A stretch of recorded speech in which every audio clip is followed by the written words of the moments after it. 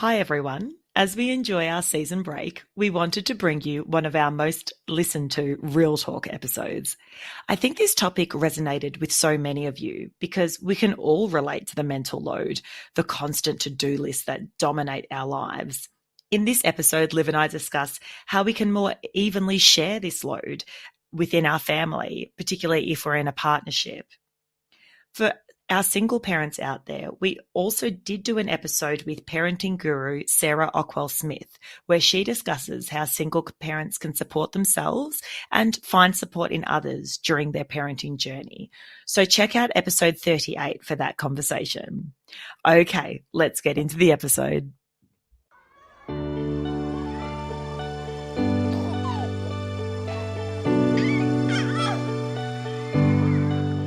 I said to Mark, hey, Mark, guess what? I'm going back onto the pod, to which he went, oh, God, what are you going to say now? And I said, we're talking about the mental load. You know, that thing that I keep banging on about all the things that I feel that I do and the things that perhaps I'd like you to do more of. Anyway, to do the homework, we ended up sitting down and doing the task list together. And what started out as 95% of things under Liv, it was amazing as the conversation went that a lot ended up shifting to the 50-50. So it was a really kind of beneficial conversation in terms of recognising that he's not just sitting there doing nothing, which I think I have felt at times.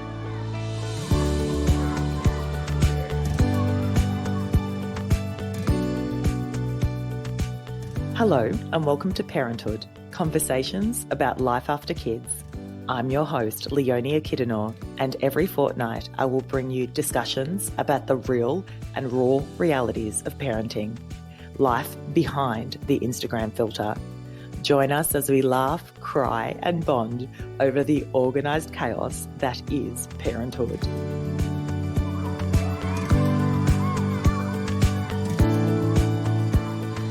Hi everyone, welcome to another episode of the podcast. So you would have realised that we've rebranded. We are now no longer known as Mum Life, we've rebranded to Parenthood Podcast. I feel like this better encompasses the direction in which we're looking to head in going forward. I want to bring more perspectives on parenthood to the table. So, bring dads on, speak to couples and also speak to mums about their experiences. So I'm really excited about the new direction in which we're heading in. Today, I'm bringing Liv, my bestie, onto the podcast again. After 20 years of friendship and many conversations, we've realised that recording our conversations has actually provided us with a fair bit of feedback from our audience, and people seem to love listening into us. So we decided that we'd look to do more of this going forward. So that's really exciting. So this episode, we're talking about the mental load.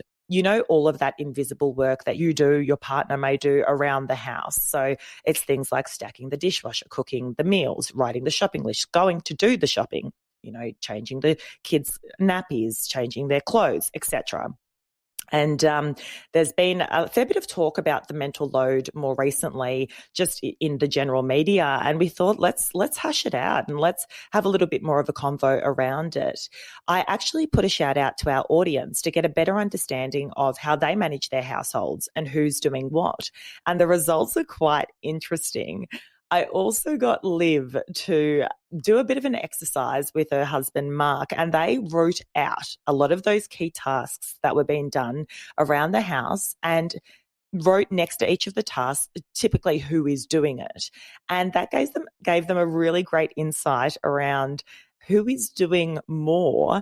And I think it was quite a surprise for them both to really sit back, look at the results and go, wow, yeah, this is how we're managing things. I think, Liv will admit to this, that she thought she was doing more. And it's funny, when you write things out, you kind of start realising that perhaps that might not be the case. So look, we'll cut straight to the episode with Liv and myself talking all things mental load.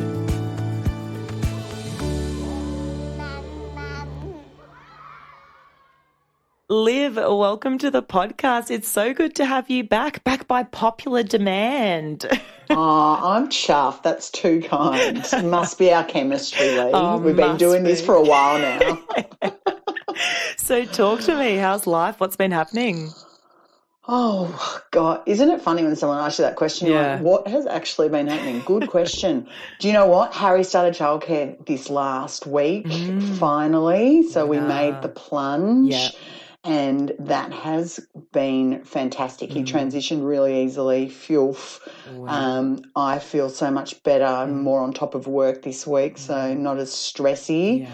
But you can probably hear in my voice, I mean, I usually have a rather husky voice at the best of times anyway, but made worse by the cold that Harry has picked up or maybe was gifted by his brother. So mum life. Oh, 100%. As soon as one thing, you fix one thing, it's like something else breaks, God. like always. Here it comes. So it's all right. It's okay.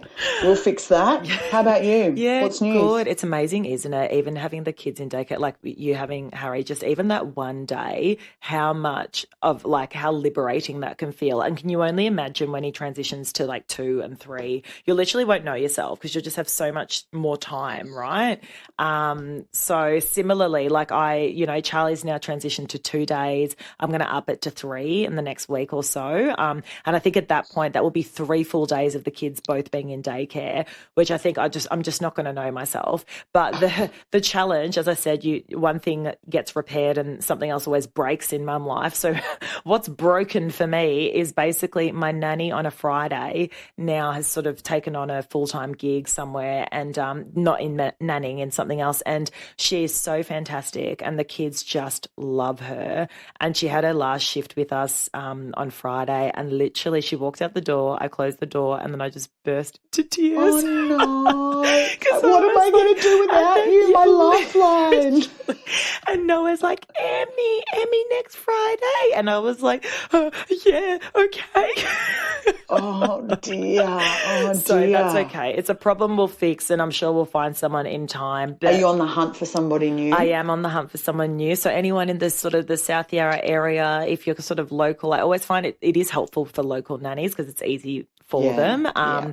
Hit me up on Instagram. I'm on the hunt. But yeah, I don't know. We'll watch this space. It will be fine. But I think what got me was, so this is why I don't think I could ever have an au pair because they would become your family and within 6 months they've got to transition out and you got to get someone else in. I don't think I could cope with that emotionally. Like I'm like it's a big thing, isn't it? No, you hear those stories or you see posts or connections that remain. Yeah. It's kind of like when we had host sisters back at school. Totally. The relationship that you develop and then they're 1 minute, gone the next. Yeah, it's tough and it's tough on the kids. But yeah, look, all in all good. I feel like I'm sort of getting a little bit more balance into my life. But I'm going to actually throw it now to the topic that we're talking about today because I feel like we can talk about this topic forever. So mindful that, we don't have like half a day to hash this out. So the kids might wake up and start screaming in the background. To everyone listening, Liv and I were like, this is perfect. Both kids are sleeping. Like this never happens. Like we actually have like a time in our day where it's just like all about us. This is amazing. So basically what kicked off this theme, so today to everyone listening, we're talking about the mental load. And what kicked it off was I actually put a shout out on Instagram to our community, just sort of saying, look, Liv's coming back on the podcast. We're going to always talk about a specific topic. Hit us up with some of your questions. And one came through that was just fantastic. And Liv, I'll actually read this out to you because I know you haven't heard it. Someone wrote in, I have a full-time job and my partner does too. Resentment can build from my end because I always feel like I'm doing more around the house. How do you both manage your households and try to navigate that resentment that may build? And I literally was like, mental load. So we can relate, can't we, Liv? Oh, can we ever? Can we ever? We've had many a discussion about this, have we not? Big time. So look, to everyone listening, the mental load is essentially the unpaid household work that often is disproportionately shouldered by the woman. It's that invisible work that none of us get paid for, but it just has to be done. And particularly amplified in heterosexual couples when the baby comes into the picture. And then all of a sudden it's like, well, hold on. I knew I was like the CEO of the house, but now like I can't take on all of this shit. Like, so Liv, can you add anything around, like, is that a good sort of wrap up of essentially what the mental load is? Yeah, it is the absolute invisible stuff that you don't stop to have a conversation about regularly. So I was thinking about it in the lead up today. I spent half my morning sorting through all the clothes in terms of sizes and then thinking about what am I going to do with these clothes? Yes. And Mark and I are never going to have a conversation about that, but someone's got to do that. Otherwise, we're going to run out of space. Yes. It's all of that sort of stuff, and friends' birthdays and who's buying the present and, God, what about that vaccination next week? Yeah. Better book that. What about the 6-month vaccination? That kind of stuff. Totally, right? totally. And I think it was certainly brought to the forefront by the French cartoon, You Should Have Asked. I'm sure you've probably seen it, Liv, right? That's a great one. Isn't it? It went viral, and I think there was so much conversation that was had around that. I even listened to a podcast episode, which I shared with you, Liv, and I'll actually put in the episode notes around the mental load that the ABC did. They've got a podcast called Ladies, We Need to Talk, and solving the mental load was a great one, and that also stemmed from this French cartoon. So, yeah, lots of sort of very topical these days. Liv, I want to know first and foremost, what is on your mental load checklist now? Like right here, right now? Right here, right now. Hit me. Okay. So I guess maybe just a weekend. So it's the weekend, right? So thinking through meal prep. Harry's just started solid. So, oh my God, like where do I even begin with preparing purees and different type of baby-led weaning type foods I want to have some activities. I want them to leave the house. I want them to, get some fresh air. Got, clothes, as I was just saying. So, weekend is a time to do the chores. So let's go through that. God, I can't even remember the last time I went to the supermarket. Well, I probably need to do that, let alone what the hell's on my supermarket list. We've got a birthday party tomorrow, so I'll probably have to start planning. Have I got a card? Did I buy the present? Oh, yeah, I haven't wrapped the present though. That's probably a good taste of what's on the mental load list right here, right now. I absolutely love it. So tell me, what do you think? And now I did give you some homework for this episode because I had this idea that, okay, so we both should check in with our partners and see what's on their mental load. So Liv, talk me through it. What's on Mark's mental load? Do you know what? This is one of the best things that you have ever asked me to do in the 15 years that we have been friends, maybe even 20 years. And I mean, you've asked me to do a lot of crazy things, but this has actually been the task that's actually been the greatest gift to me and my relationship. Who knew? So do you know what we did? Tell me. Well, true Liv style, I sat down and started doing this task myself. And then I said to Mark, hey, Mark, guess what? I'm going back onto the pod, to which he went, oh, God, what are you going to say now? And I said, we're talking about the mental load. That thing that I keep banging on about all the things that I feel that I do and the things that perhaps I'd like you to do more of. Anyway, to do the homework, we ended up sitting down and doing the task list together. And what started out as 95% of things under Liv, it was amazing as the conversation went that a lot ended up shifting to the 50-50. So it was a really kind of beneficial conversation in terms of recognising that he's not just sitting there doing nothing, which I think I have felt at times, which you spoke about that audience question around when the resentment has been building. And when you've got two little kids, and particularly a baby, and being the mum, you're the primary caregiver usually, so you do have to do a lot of the stuff. You start going, well, what are you doing? So it ended up being a conversation about, okay, we're all doing lots of things, and yes, some will fall more into my bucket because of how old the kids are now. That might change. Let's just keep picking this up as a conversation. But the broader theme that came out was the appreciation, and appreciating each other and having that as a conversation more of when we're all doing all these things, maybe we should just stop and say thanks or can I help you? Which we both felt we don't do enough of. Yes, yes. And it's so thanks for the homework. That's the very long-winded kind of great epiphany, really good conversation that Mark and I ended up having about how we're keeping our household running. Well, if I can just play my little part in making your romance blossom even further, then I'm chuffed. We opened a bottle of wine and, it was great.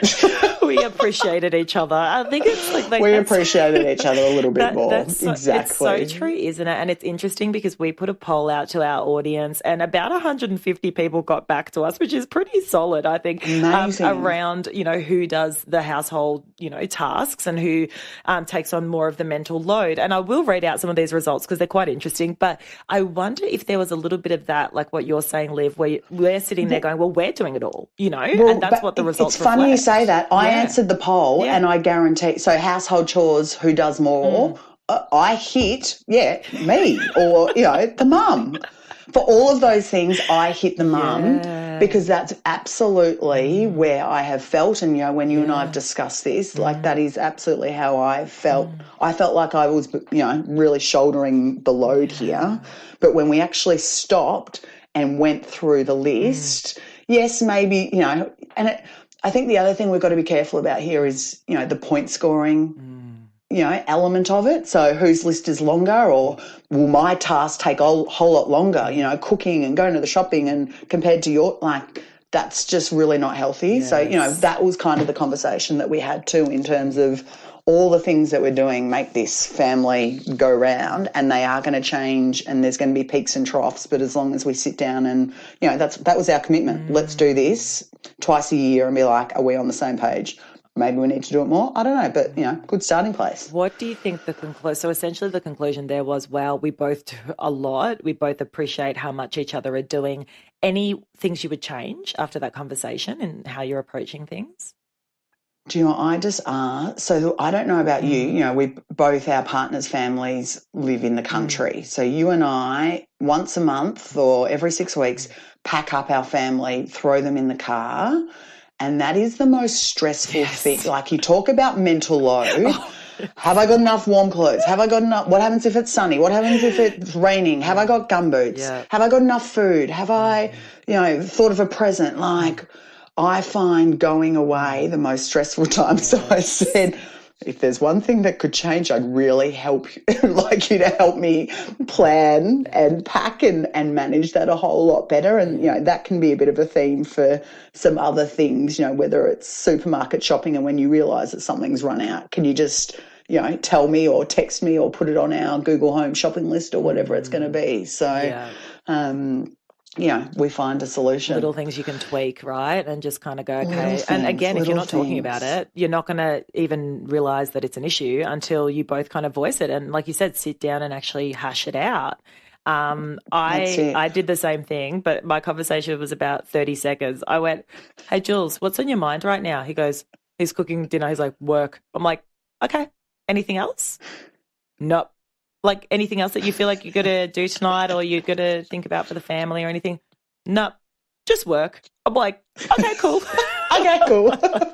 I'm like, good chat. Point proven. Like, but then having said that, it's so true. Like, if we really did delve into it, I mean, Sunday mornings, my favorite, well, not my favorite, but one of the things I do that I actually don't mind doing is I clean the house, but I have my earphones on, the block out one, so I don't hear the screaming and hysteria that's going on around me. And I listen to my ebook and I'm cleaning away and I'm in my own little world. And guess what? Jules is there with both boys, entertaining them for 2 hours. And, no one, as you said, no one is kind of sitting around. Maybe we are very fortunate, Liv, in that we do have very hands-on partners. But, you could sit there I could sit there saying, well, I'm doing more because I'm cleaning. But actually I'm in my zone cleaning and you're looking after the kids. And there's a lot of that goes on, right? That was absolutely kind of the conversation. Mark was saying, you like going to the supermarket. Like, that's like, he's like, I know that you are not seeing that as me time, but I know that you really enjoy making the list because you're a list maker, and I know that you enjoy going to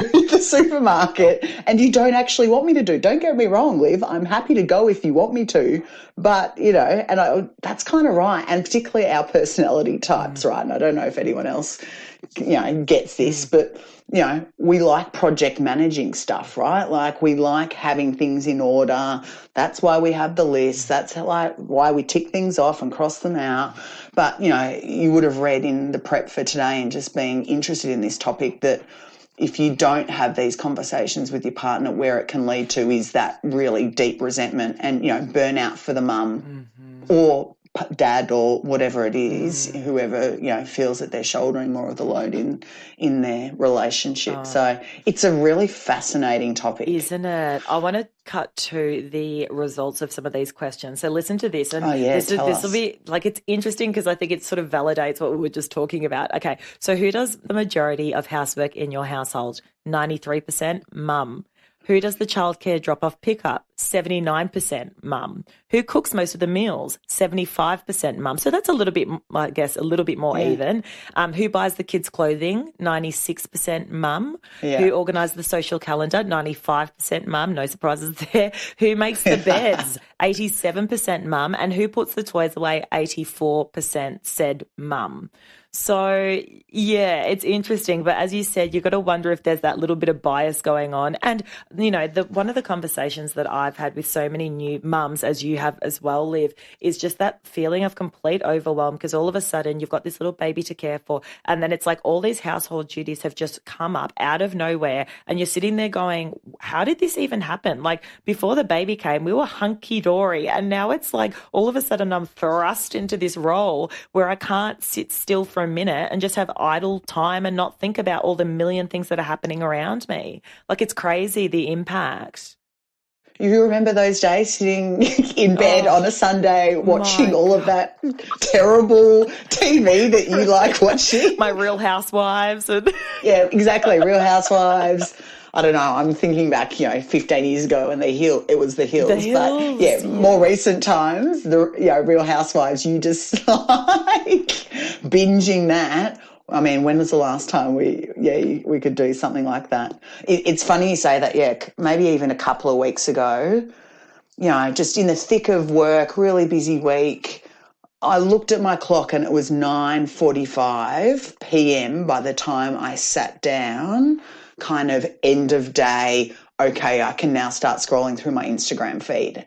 And I just thought, what the hell, 9:45 at night? Like, this is not sustainable. We got to find something, find the solution to, fix this quick. I mean, that's not every night, but, the volume of tasks meant it is more often than not, right? Yeah, but then like you think about the conversation you had with Mark, if you're both pulling your weight, is that just like what life is for now? Do you know what I mean? Like that, is that just something we have to get used to? Because it's hard. Yeah, we went from like willy-nilly, like sit in bed on a Sunday and do nothing, order pizza and that's your day, to like, oh my God, I don't even have, as you said, 15 minutes of downtime before I'm going to sleep. Like, do you think it's just the adjustment that we have to accept, or do you think there's a better way in which we can sort of approach things? That's a really good question. I think it's all of the above, right? I do feel like, if you have a baby that's 6 months old, then there's a huge, amount of time that goes into food preparation, but there's going to be a whole heap more of time investment required in another 4 years around school and readers and homework and what school are you going to go to and what extracurricular activities do you go to and who's driving you where and kids' plays and party. Like, I feel like it's going to keep evolving and changing and be really heavy. And that's being a parent, right? So it's about putting the right systems in place and having these conversations. Totally. One of the audience questions was around what do you fight about mostly? So when I say that, Liv, what comes to mind? What do we fight about mostly? Kind of back to we have fought back to that weekend away trip when we arrive and Mark says, well, where's the baby shusha? Yes. And that literally sends me off the cliff, right? Like, did I have to remember to pack that too? Or how about what's for lunch? Oh. I don't know what's for lunch. Like, look, your fridge is my fridge. Like, go crazy. You fight, you choose. That's what, I mean, they're not big fights, right? Yeah. But like that's the stuff that can just really, if you're just simmering, and then it can just send you spiraling very, very quickly. Oh, so 100%. What about you? Have you had any of those mind blown moments? Yeah, I think it is around the, often for me, it's, I've probably got to get better at the point scoring a little bit. So, for example, on Fridays, I have the nanny for half a day and then I'm with the kids for the rest of the day. But then on Saturdays, I actually work for half the day with sales and stuff. So Jules has them for that half, that morning. So in a way, that's kind of leveled out some of the resentment, because I would sit there thinking, well, hold on, like I have Tuesdays at home with the kids and half a day on Friday. You get to go to work both of those days. And then often, if a question like that was asked or, what's for dinner or something, I would lose it, not because of what's for dinner. And it's never about the thing. It's about the fact that I'm sitting there going, I'm doing so much for this bloody family. And look at the sacrifices I'm making. And so therefore on my point score, like I'm doing a 10, you're contributing about a 7. And now I'm annoyed. And we both said we were in this together and we both have full-time jobs and we both are achievers, and and I'm like, I've got a life too, and like, so it's often has been, and I think that's just the transition of being new parents, but kind of just realizing that like you're both just doing the best you can. It makes rational sense that I'm home on those days and whatever, but it's still not easy rationally to, even if it makes sense to take often. I don't know, like how have you found it from the, you having to take a bit of time with the baby and then, Mark does it, like, has there been those sort of arguments at all? Yeah, I struggled a lot more with that when we just had Tommy, because I had longer at home and I was so resentful about him going to work and having that opportunity to be an adult and do something that he really loved while I was still, hair unwashed in my pajamas.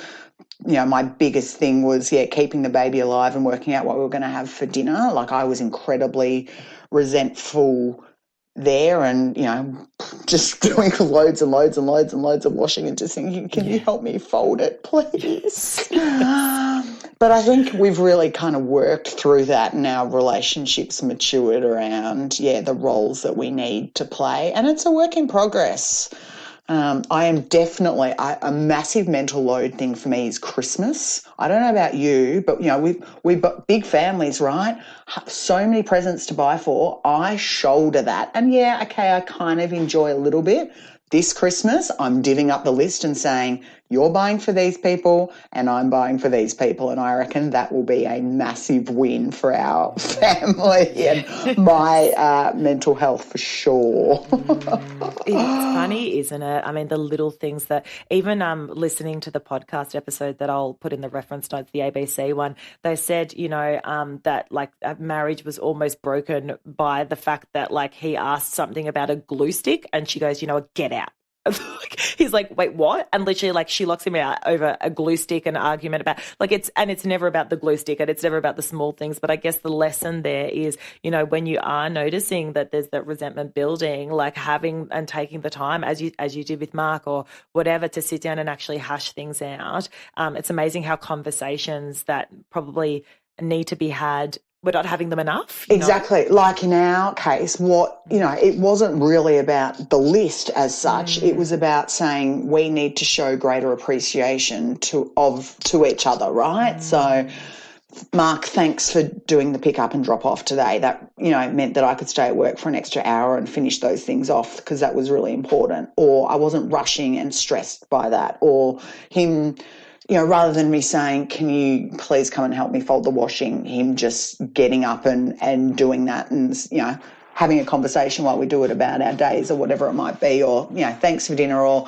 I realise that you just sorted all those kids' clothes and, that must have been a massive chore, but it's done now and I'll deal with it, whatever it might be. So just acknowledging all of the little things more. It's actually become a bit of a joke in our household in the last 48 hours too. So whenever one of us is doing something, we say mental load. So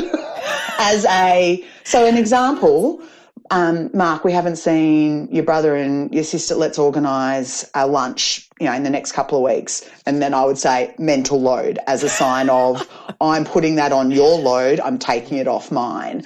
But it's become a fun thing, right? I never intended, or you certainly probably never intended it with your homework that you gave us. But that's where we've ended up. So it's we're teaching each other, which I think is a cool thing. So. Oh, absolutely. Because otherwise, you hit breaking point. So one of the other audience questions was like, have you hit breaking point before?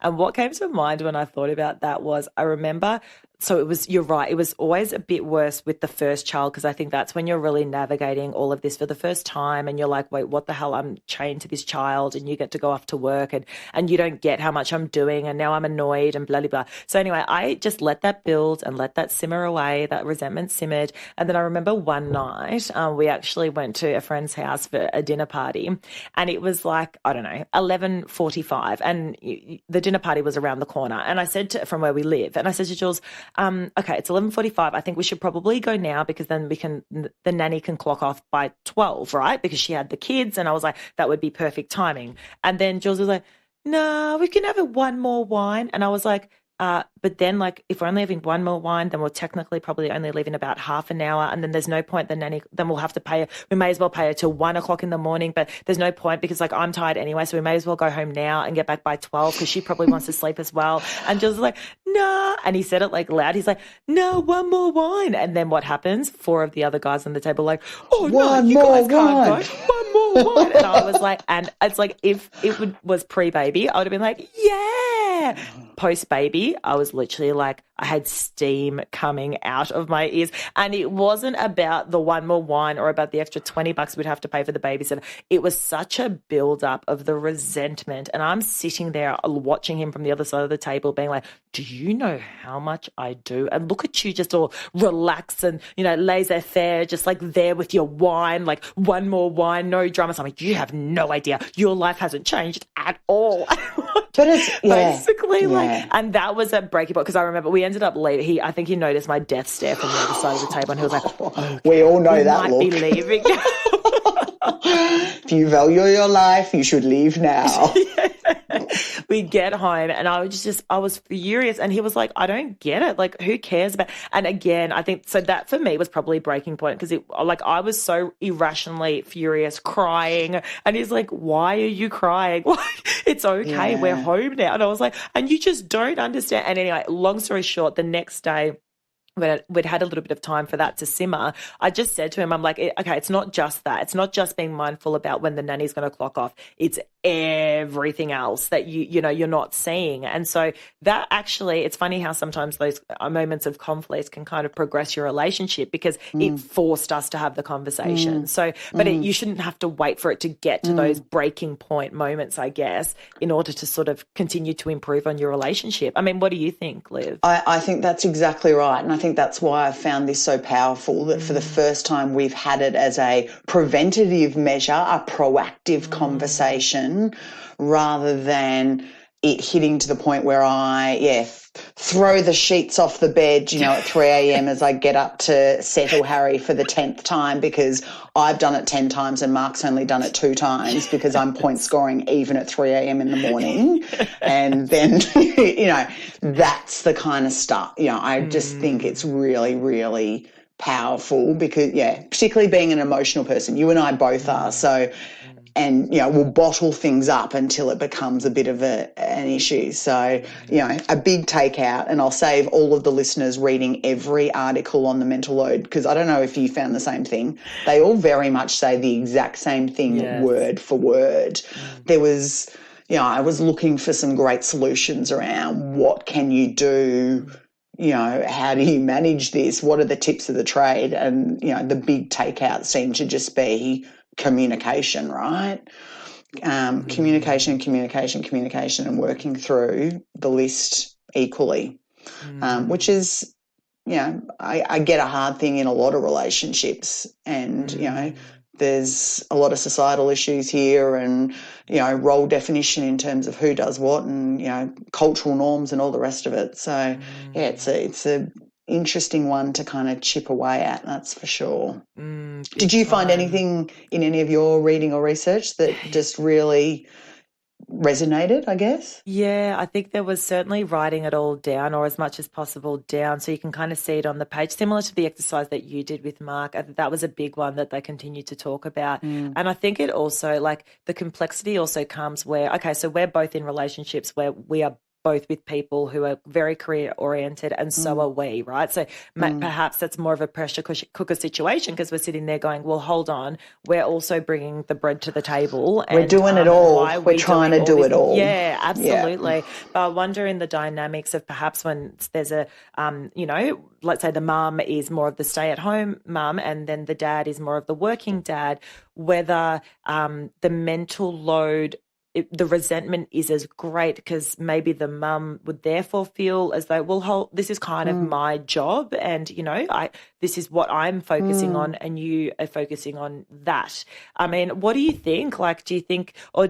I mean, I always hear, I've spoken to someone who was a stay-at-home mum for 7 years, and she said, absolutely, there were still times where I knew he was working and he'd come home and I still wanted him to do more stuff around that. Like, so I wonder what the dynamic would be in those relationships. What do you think? I think, once you become a mum, you obviously really value, you talk about being a mum as a non-paid job, right? Like, it is a huge job, a really important job. I think with that mindset, you will be able to tackle it and manage it. I think as long as your partner sees the same value in that job as such, and is there to give you respite and say thank you and appreciates that really important investment that you're making in your kids and the smooth running of your household. I know certainly the back of my mind through all of this is, single parents too. They don't have someone to put this mental load on, right? Like, they're doing it all. And I know, certainly in other podcast episodes you've always said take your hat off to them. Don't know how you do it. It's a really fascinating, type concept of you just do what you got to do to survive and make sure your kids are happy and healthy, right? And make sure that everyone's just got to play a role in, getting that done. And making sure that you don't end up a complete basket case in the process. Yeah, exactly. One of the final questions I'll bring to the table is we had a question around, how do you feel like sometimes you need to mother your partner? i.e., do you feel like you have to always be the one to say, this is what's going to happen next, and I've cooked the chicken, now you have to put it in the oven for 180 degrees, and the plumber's coming, so I need you to be home for this. You're always kind of dictating what is going on. Do you feel like you mother your partner? I do to some extent. I'll put it out there. What do you reckon, Liv? I hate the word mother. Mark would say I would never mother. He would say, you don't show me any empathy. You do anything but mother me. You mother our children very well. The love and care you show them, but Mark, no. But I do think I project manage. I absolutely do. Mark, I've enrolled, Tom in swimming lessons. It's a Saturday morning at 8:30. You're taking him, right? Like, it's that kind of, I've organised it. I will help you implement it. Yes. That's kind of how I see it. But back to my early comment, I also, I enjoy that stuff too. So I'm trying not to let that weigh me down, that I've had to organise it. So this is where we've kind of, through our process and our homework, we've divvied up a few more things that will become Mark's jobs as such. So that I can, we both end up doing more things that we're interested in or care about or want to do. It's so true. There's so much that I do that I love. Like, for example, social outings. I love choosing the restaurant, or I love, I love that stuff. Yeah. And if he was to choose a restaurant, Jules knows. He's like, cool, so we have 3 options. Which one would you? Because he's so chill. He doesn't really care. He's like, dude, I'll go out. I'll eat food, like whatever. And he also wants you to be very happy, and he would hate for you to walk into that restaurant and be like, why did you choose this restaurant? Did you even look at the menu online? Like, geez, do your research. So yeah. So all in all, I mean, I guess it was sort of to come full circle on this topic. I think it is awesome having sort of heard your perspective around, the exercise that you've done and actually realizing that a lot more is being done to manage that mental load in your household. Is there anything that's sort of, like in conclusion that you wanted to sort of bring to the table? I would just encourage, I don't know if you can put those poll questions in a story on Insta, but I would encourage people to do the exercise and then go back and answer those questions again and see if there's anything different. I just think if there's one thing that, people can take out of this, it's just a bit of perspective on, what are the 3 columns? The 50-50, what's equally shared? What are you happy to have in your column? What does your partner have in his or hers or whatever it is? And then, what movement that does there need to be? And I really hope that, others can maybe get as much out of it as we did. Yeah, totally. No, I love it. Well, thank you so much again, Liv, for joining us. And it's been fab as always. Thanks for listening. If you enjoyed this episode, be sure to subscribe, leave us a review, and give us 5 stars if you're feeling fancy. Want to be part of the Parenthood community? Join our Facebook group and follow us on Instagram @ParenthoodPod. Now, I'll let you get back to the organised chaos. Until next time.